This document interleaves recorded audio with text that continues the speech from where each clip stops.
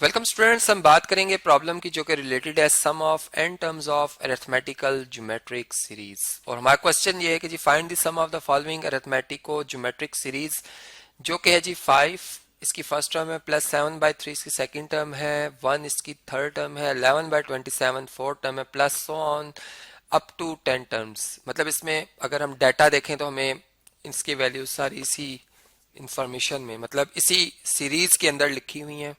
अब जो मैंने एक फार्मूला ड्राइव किया था जनरल अरिथमेटिकल ज्योमेट्रिक सीरीज का, जो कि यहाँ पर इक्वेशन नंबर ए के नाम से अगर आप देखें तो यहाँ पर लिखी हुई है, वो इस पे हम इस सीरीज के हिसाब से जो इन्फॉर्मेशन गिवन है वो उस पर अप्लाई करेंगे।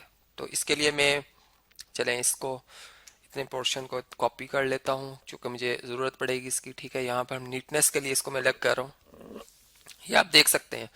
अब देखें इसमें जो हमें रिक्वायर है, वैल्यूज रिक्वायर है वेरिएबल्स की, ए की वैल्यू चाहिए जो कि अरिथमेटिकल या हमें अरिथमेटिक जो हमारे पास सीरीज है उसकी फर्स्ट टर्म होती है, इसको हम कह सकते हैं। ठीक है, जो ए है हमारे पास इस केस में वो कितना है, 5 है। ठीक है, और A2 अगर देखें तो वो 7 है। मतलब A2 में से अगर A1 माइनस करें तो कॉमन डिफरेंस आता है 2 का, तो D इसमें कितना है, 2। ठीक है, ये चूंकि गिवन है अरिथमेटिक और ज्योमेट्रिकल या अरिथमेटिकल ज्योमेट्रिक जो है सीरीज है, इसलिए मैं इसको इसी तरह से लिख रहा हूँ। ठीक है, N इसमें 10 है।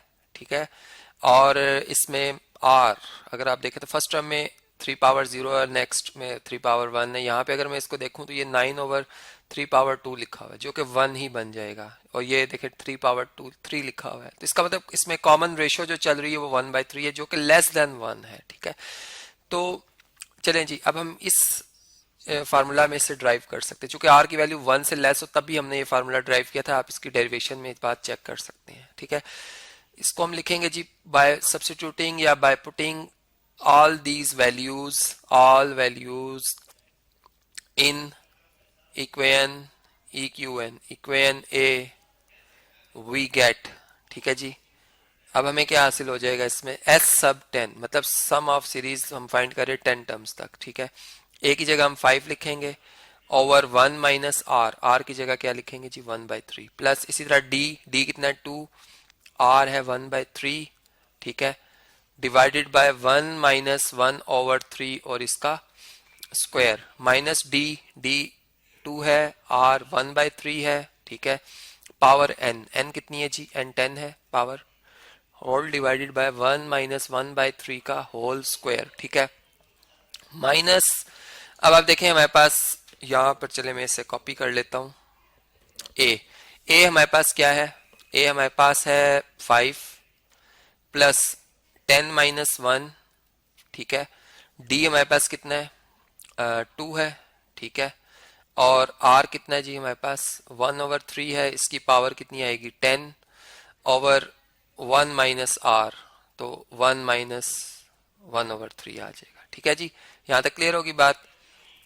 अच्छा देखें, इससे नेक्स्ट हम क्या लिख सकते हैं, S sub 10 is equal to, हम लिखेंगे देखें यहाँ पर 5, 1 में से 3 नहीं सब्ट्रैक्ट हो सकता, एलसीएम लेंगे 3/3 लिखेंगे, 3 में से 1 माइनस करेंगे 2/3 आएगा। ठीक है, और अगर हम 3 से इधर न्यूमरेटर डिनोमिनेटर को मल्टीप्लाई करें तो इसमें हम 15/2 लिख सकते हैं। ठीक है, यहाँ पर ये बन जाएगा हमारे पास क्या जी, 15/2।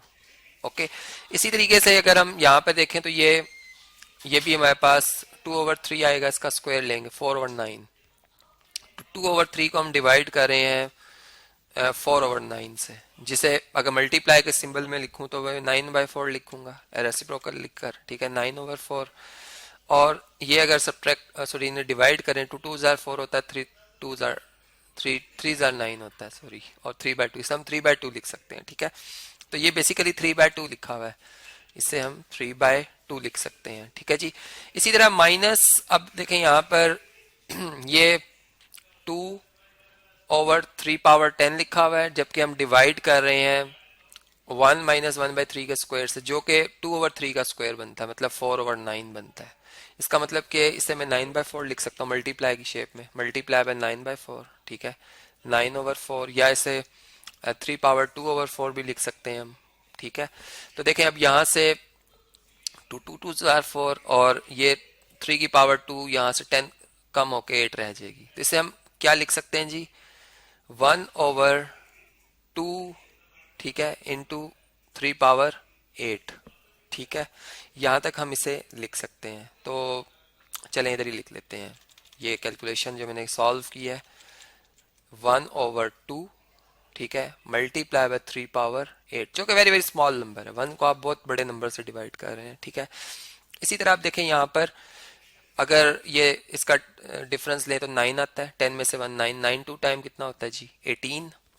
18 को अगर आप 18 में अगर आप 5 ऐड कर लें तो 18 में 5 ऐड करें कितना बनता है 23, ठीक है। ये 9 2 ज़ार 18, 18 में 5 ऐड करें कितना बनता है 23/2/3, ठीक है। जबकि ये 1/3 की पावर 10 लिखी हुई है। तो देखें ये डिवाइड हो रहा है 2/3, मल्टीप्लाई में क्या आ जाएगा, यानी बात है 3/2 लिख लेंगे हम इसको। ये यहाँ से मैं रेस कर देता हूँ, अब ये 3/2 बन गया, मतलब न्यूमरेटर में आकर ये 3/2 बन गया, ठीक है जी।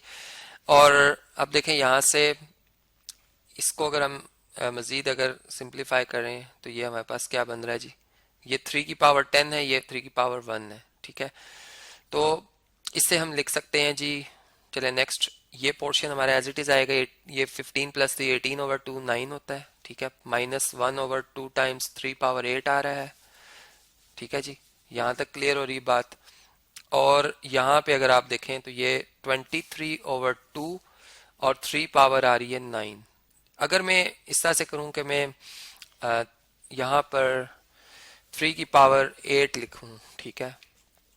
अगर मैं इसे 3 की पावर 8 लिखना चाहता हूँ, या लिखूं इसको 3 पावर 8 इंटू 3, इस तरह से लिखा जाएगा ये, ठीक है।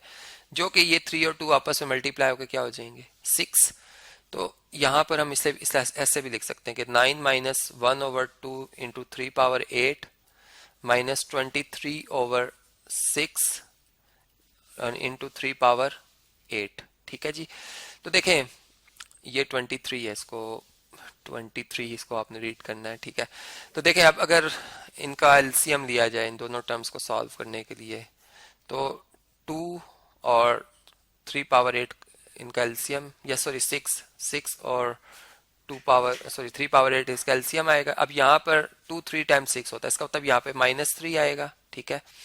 और यहाँ पे क्या आएगा जी, यहाँ पे अगर मैं पॉजिटिव साइन लगा रहा हूँ तो यहाँ माइनस का साइन आएगा, और यहाँ भी माइनस का साइन आएगा 23। तो ये बेसिकली -26 ये लिखा हुआ जी 9 -26/6 इंटू 3 पावर 8, जिसे अगर हम सिंप्लीफाई करें तो ये 2 3 टाइम और 2 13 टाइम, तो ये 13 ओवर, ये बेसिकली लिखा हुआ है 9 -13/3 पावर 9, ठीक है।